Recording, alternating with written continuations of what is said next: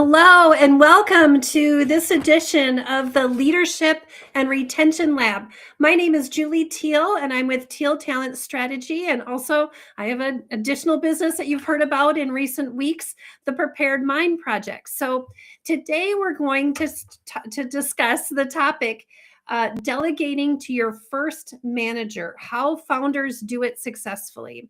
And here's why this came to mind. So I've had the opportunity this last year to get to know a lot of founders of small businesses that are in that kind of early growth stage. And one of the common things that I find myself in discussions on is how when they're delegating, they struggle delegating basically. When they've got a new manager, they know they can't do everything themselves, but they also know they need to hand it off to another person on their team. And the reality is, every founder of a successful business is going to hit this kind of wall in their own capacity where they can't manage it all anymore. And the only option really is, if you want to continue growing, is to learn how to delegate, to identify a trusted person on the team, to invest that time and effort into to help develop them, learning how to delegate, all of those really, really important factors.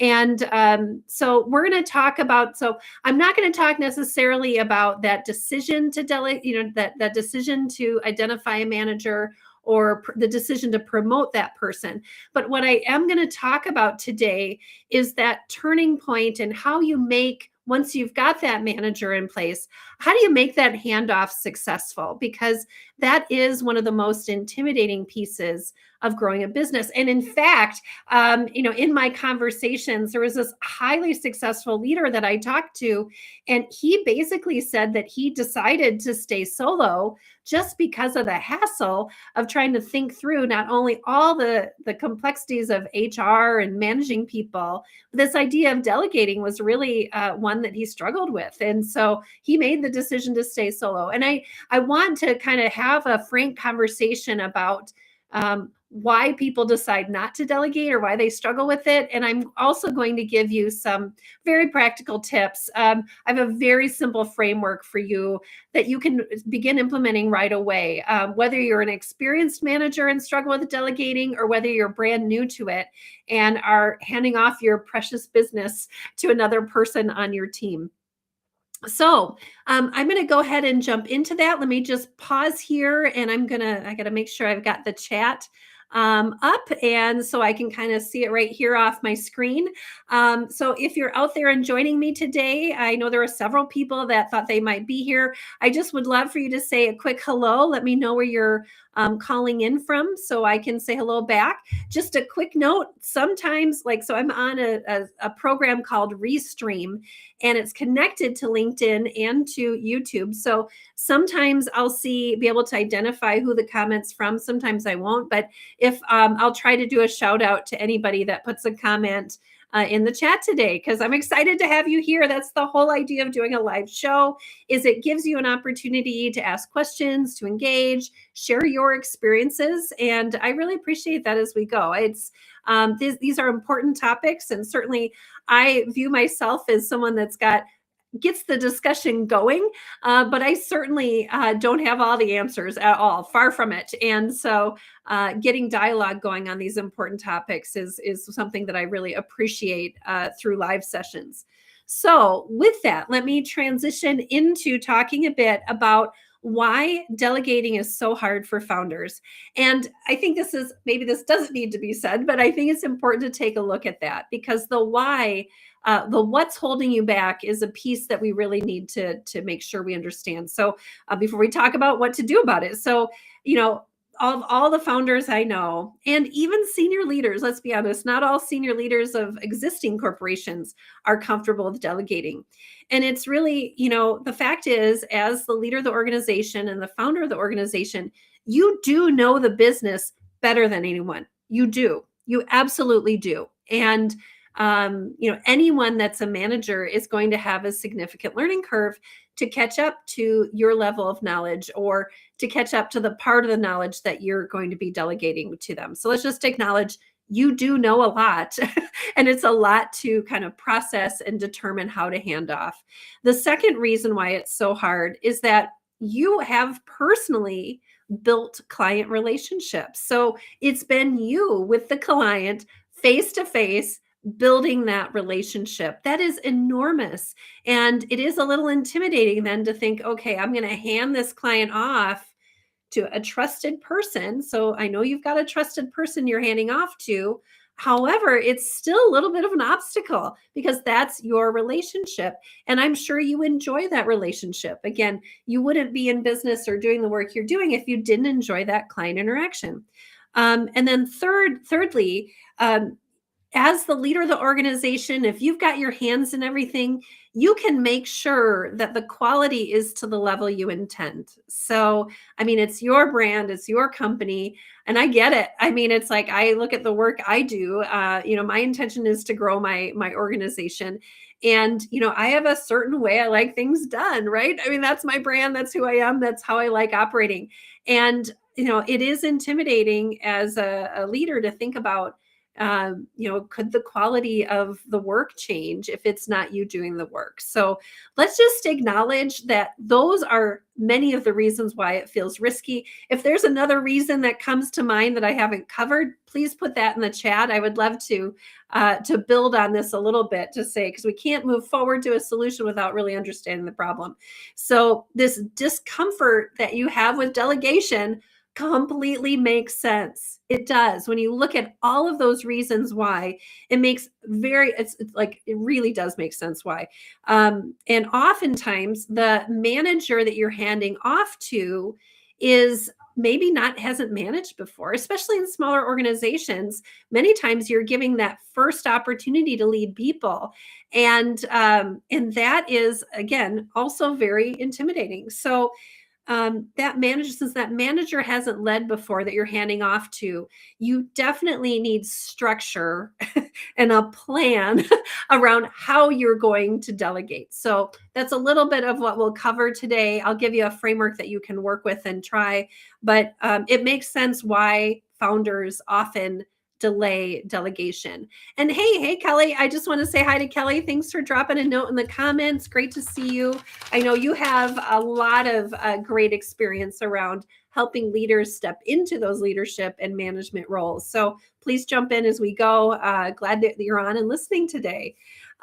So let's take the next step then. So let's talk a little bit about really what are you handing off? So and I think it's easy to think about, and I think it's so the point at which you create a manager role and start delegating for founders and leaders is often a breaking point. So unfortunately, you are probably at your last. You're frustrated, you're overwhelmed, you're overworked, you are investing a lot of hope in this new management position that you're going to be able to offload things to that person and do it quickly. And you're not just, so there's a little bit of like what's the fastest way to do this, that understandably so, that comes into this type of delegation decision. So, but it's not as simple as handing someone a checklist. If that's all it was, it would be easy to do, and we wouldn't even need to have a conversation about it, right? So you're not just handing off tasks. You really need to think through all the components that go into delegating a project to another, to a member of your team. So you're delegating client conversations, you're delegating progress updates, you're delegating follow-up, you're delegating all the small problem-solving moments that are happening within the work that you're bringing to life, that you're executing for your clients.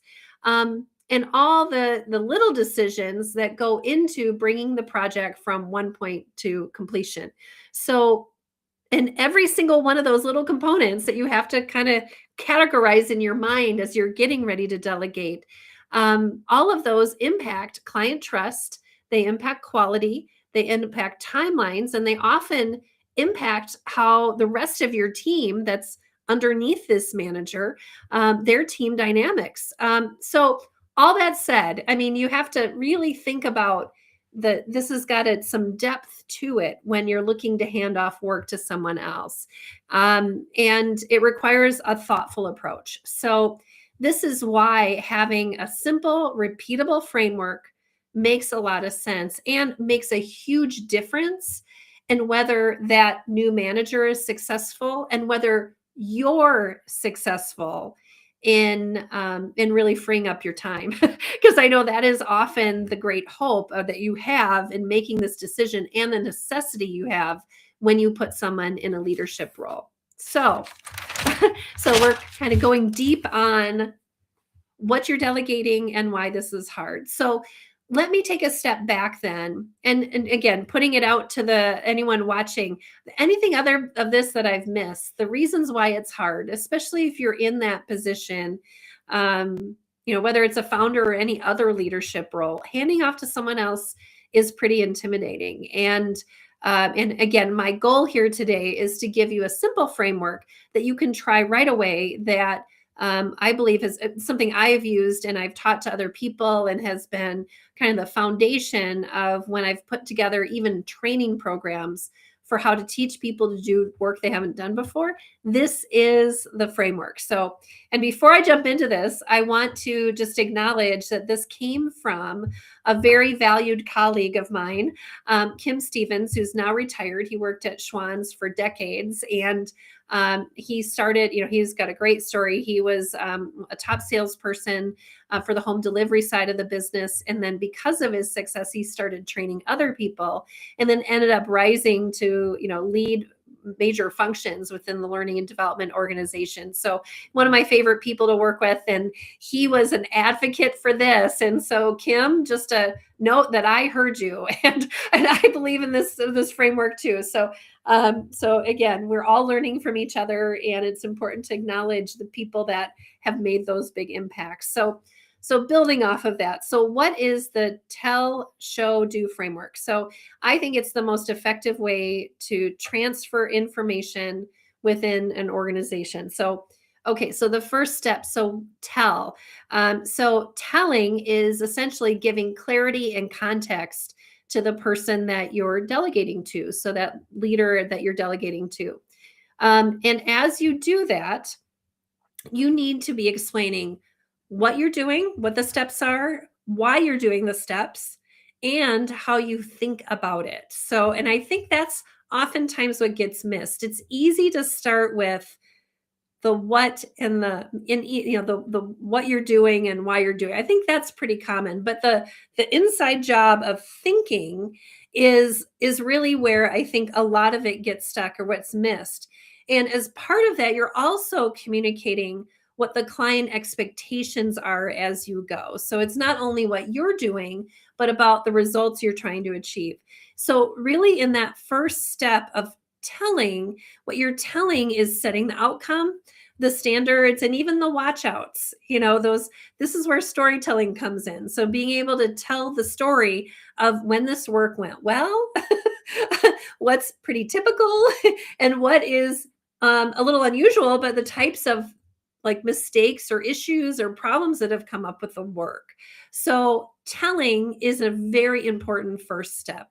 And I'm going to pause here before I move on to the next one and just say, hi, Danae. Thanks for being online here today. So Danae mentioned it's an emotional process to delegate. Absolutely. You've built this business yourself.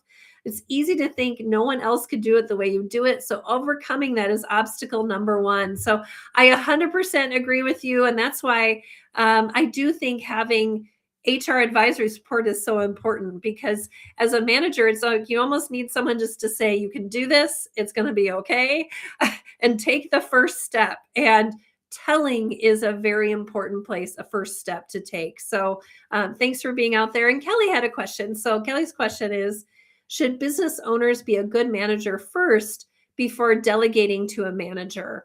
That's a great question. And of course, I think, on one hand, it'd be, I think everyone needs to be doing all the self-improvement on themselves to be ready to hand it off. That would be amazing. The truth is that all of us have things we're good at and things we're not good at. And in many cases, as a founder, delegating the things that are a struggle for you are often a really important, that is an easier place to start, because if you're delegating something you're not so good at, like say your accounting practices, or HR compliance work, or recruiting work. I mean, things that are maybe not your sweet spot. If you're willing to hand that off either to a manager, or a vendor, or a consultant, that actually is easier, because that handoff, in many cases, that person will be better at that work than you are. And that is a little bit of the humbling process I've had throughout my journey of learning how to delegate. It is easy to be like, I know this job, I can do this in my sleep, I'm really good at this. No one's going to be able to do it as well as me. I don't know if you think that. I do think that sometimes. But the truth, the humbling truth, is that when you set up someone else to succeed, and if their strengths are in a different area than yours, I have been just astounded at the incredible work that, if I've handed it off and really handed it off well, what my team has run with. I mean, they're way better than me in so many areas of HR over the years as I've had leadership jobs. So it is a self-reflective process. And it's something, Kelly, there are going to be times where, again, it's hard for a coach to coach someone if they've never been coached, right? It's some of it is, if it's a new skill for you, it can be difficult. But I think it's critical that as a leader that you're building your business and driving growth.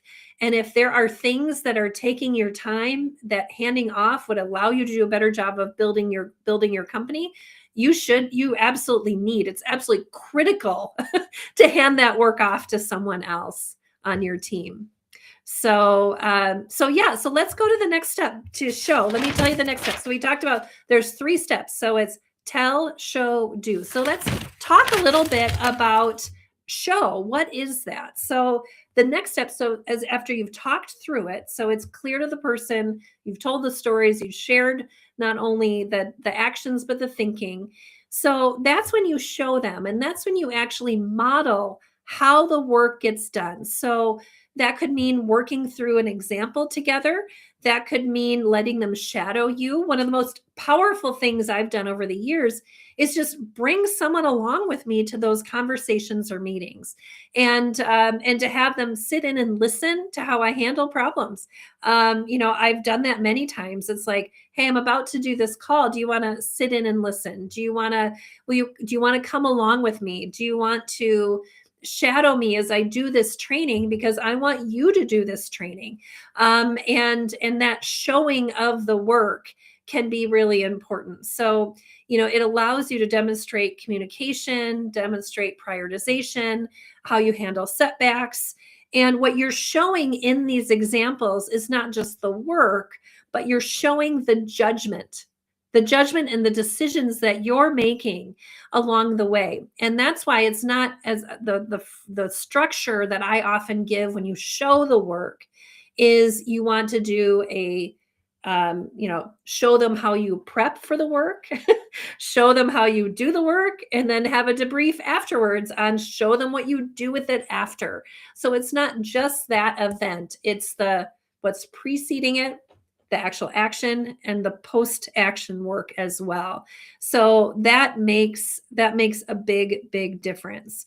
And I just want to do a shout out to Hugo. I haven't seen Hugo in a while. Good to see you. Glad you're on today. And he's consulting a small business owner, and he struggles to let go.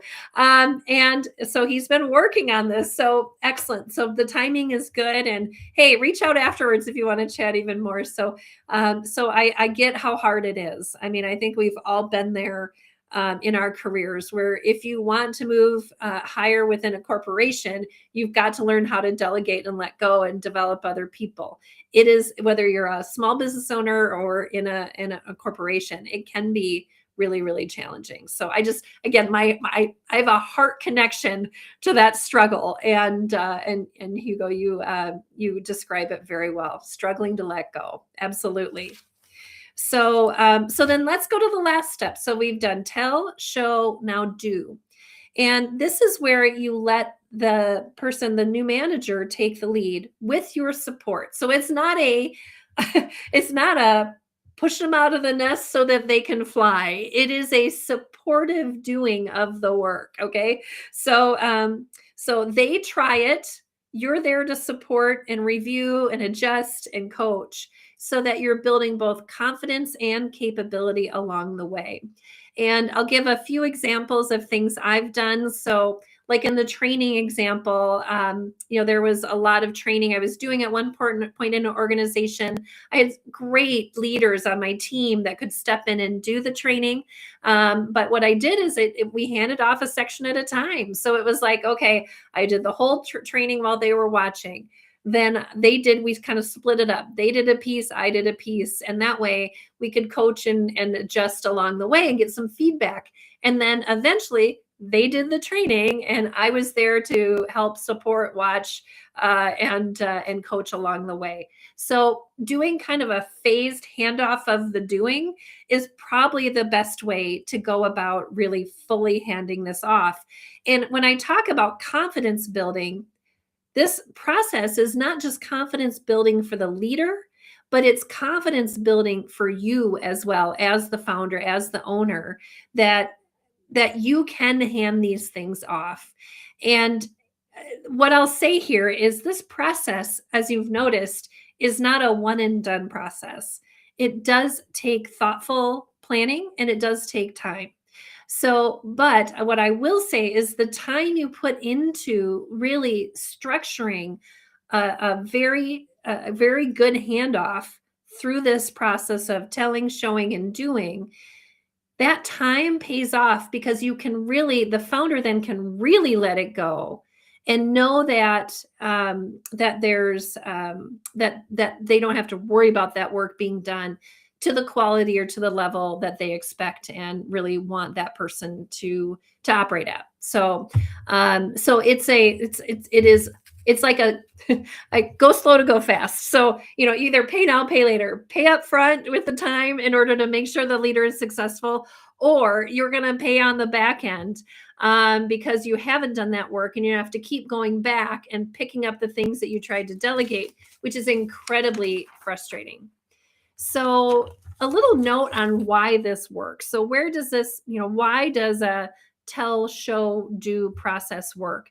And it's because it's based on the principles of how adults learn. So different than how kids learn, adults have a way that they learn how to do new things. And so that slow handoff is the key. So it's the phased approach to getting someone fully up to speed on the work in a way that doesn't sacrifice quality. So with that, I'm going to transition then to talk about 3 takeaways I'd like you to have. I think the first one is, of course, expecting a slow start. So it is going to be a little slow at the beginning. And so emotionally, you have to manage yourself a bit as a founder or delegator because you're ready to hand that work off. And so you have to make sure that your stress, your frustration, your emotions don't spill over into that process. So it will be slow, but there will be progress as you go through this in a methodical way with someone you're delegating to. The other thing that I'll say is that there will be mistakes. It will not go perfect. Like, you need to go into this knowing and having a lot of patience for the fact the person will potentially make mistakes as they learn, just as you did as you stepped into this work and did the trial and error that goes into building a business. So there will be mistakes. And that's why the second thing that I'll mention that I think is really important as part of this is having structured check-ins along the way. So that is where, regardless, I'm a fan of having a weekly check-in meeting or bi-weekly check-in, some sort of consistent checkpoint. But when you're in the process of delegating, that is critical. So you need a forum where you can kind of sit down when you're not in the middle of the work and say, okay, let's talk about this week. How did the work you're doing go? What went well? What was a challenge? Let's look at next week and what's coming up that I need to prep you for. Like, what questions, have you gotten any curveballs? Is there any, kind of talking through that delegation experience is incredibly, incredibly important.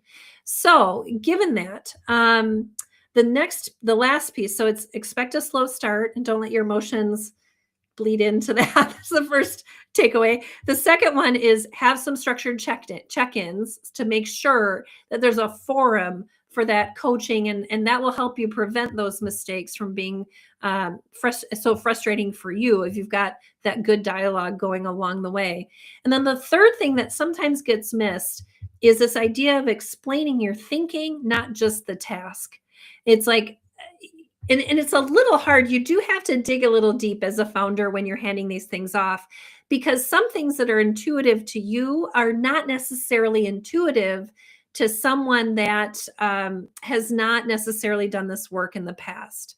So that is, so that is kind of the issue that I keep going back to, is that you do need to structure, or sorry, you need to explain your thinking on why as much as you do the task. So, and again, that's where you have to go a little bit deep, because it comes naturally to you and may not come naturally to other people.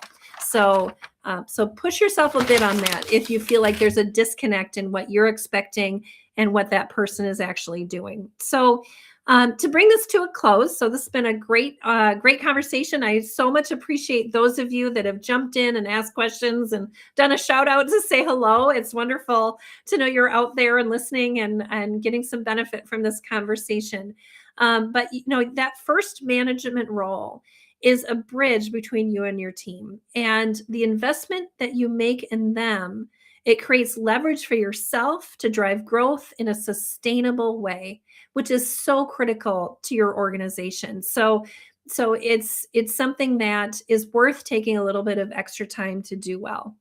And then as we, again, draw to a close, if you're navigating these types of transitions or issues, if this resonates with you, if you've been in these shoes or you've been feeling this way, or, working with someone that's going through this type of issue, I am getting ready to launch a monthly HR Essentials subscription service for small businesses, which includes working with founders and managers and coaching them through these types of transitions. So, I think this is so important. And I do think, again, as we talked, building relationships is incredibly important. So for companies that are 20 people or less and kind of in that emerging state of their business, the idea I had, or the realization I had, is that providing some sort of monthly touch point and ongoing support is incredibly valuable and meaningful when you're going through these transitions. So I love to support founders and managers in this way. So if you're interested to learn more, please reach out to me. I'm in the very beginning startup process and getting ready to launch this maybe as soon as February 1st. So love to explore further whether that's a fit for you or your organization. So with that, I want to say thank you. Please look for a newsletter article on this topic next Tuesday. And again, send any questions my way. If you've got a manager, if you're in this situation or are struggling with it yourself. So thank you. Have a great rest of your day.